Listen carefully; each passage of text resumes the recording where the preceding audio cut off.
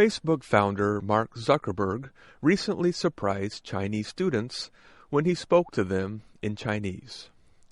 In a talk at Tsinghua University in Beijing, Zuckerberg spoke Chinese for about 30 minutes. Although his Mandarin was far from perfect, students and faculty cheered his effort.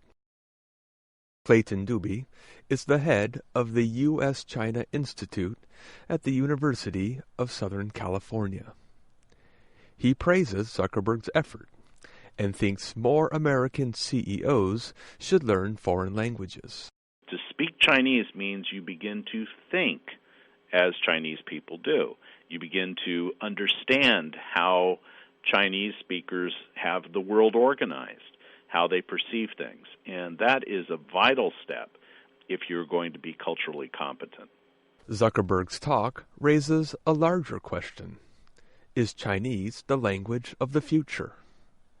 Could it replace English as the world's international language? Mandarin Chinese already has the most native speakers of any language, and China may soon pass the United States as the world's largest economy.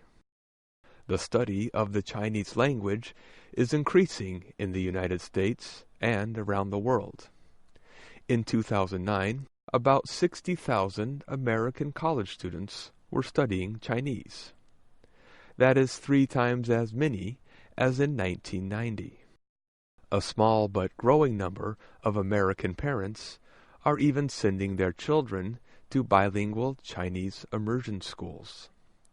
Leanne Clements has no cultural connection to China, but her children are learning Chinese at the Yu Ying Public Charter School in Washington, D.C. Every other day, classes at this school are 100% in Chinese.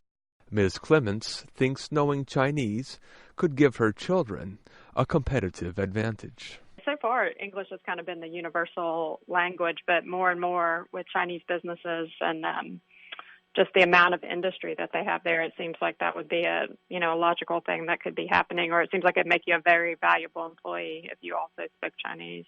Clayton Dubey thinks Chinese will grow in importance, especially for people who want to work and do business in China. But he does not think Chinese will overtake English anytime soon. As China rises, you can anticipate that more people will adopt the language. But is China going to replace English? I don't think so. Certainly not in my lifetime, probably not in the next 2, 3, 4 generations. English rose to prominence through the British Empire in the 19th century. American dominance in the 20th century spread the language even further. Dubey says American pop culture is one reason for English's popularity as a foreign language. American movies, music, television, video games have wide audiences. So far, China's success in this realm has been very limited. Chinese films, Chinese television shows, Chinese music doesn't have a huge following outside of China. Andres Martinez is the editorial director at Zocalo Public Square and a professor of journalism at Arizona State University. He says that he respects Chinese culture and expects the language to grow. But he says English, with its association with freedom, will remain the global language.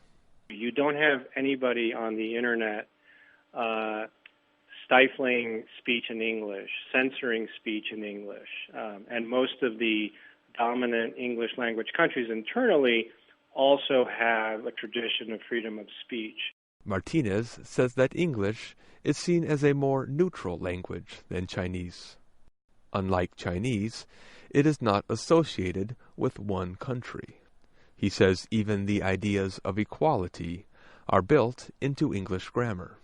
If you study German, if you study Spanish, if you study Russian, there are many languages where the you form and how you conjugate verbs is very different depending on whether you're talking to a grandparent or a boss versus one of your children or an employee or a close friend. If I'm talking to President Obama or if I'm talking to my closest friend or my son, it's you. Chinese is also a more difficult language to learn. The U.S. Foreign Service Institute estimates it would take a native English speaker 2,200 hours to reach professional fluency in Chinese. That is 4 times longer than it would take to reach the same level in Dutch, French, or Spanish. While Chinese grammar is much simpler, Chinese has a tone and writing system that is more difficult for adult learners to master. A recent survey by Gallup showed that only 1 in 4 Americans is multilingual, or able to speak more than one language. And most multilingual Americans are immigrants or the children of immigrants. For most Americans, Brits, and Australians, learning a foreign language is a choice, not a necessity. China Daily estimates that 400 million Chinese are studying English. That means China has more English learners than the U.S. has English speakers. Last month, China hosted the Asia-Pacific Economic Cooperation meeting in the capital city of Beijing. But the meeting was not in Chinese, or any Asian language. The official language of APEC is English. I'm Adam Brock.